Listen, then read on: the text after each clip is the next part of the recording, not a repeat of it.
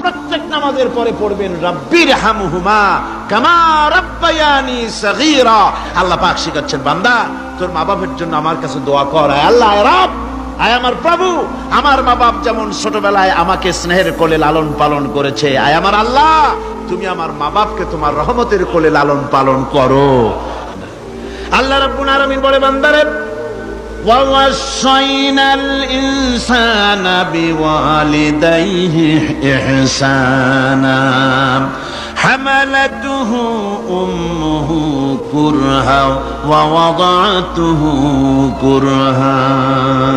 আল্লাহ পাক বলেন, আমি পৃথিবীর সমস্ত মানব মণ্ডলীকে উপদেশ দিয়েছি, মা বাপকে সম্মান করো, শ্রদ্ধা করো, তাদের উপকার করো। তার কারণ হলো তোমার মা তোমাকে গর্ভে ধারণ করেছে অত্যন্ত কষ্টের সাথে।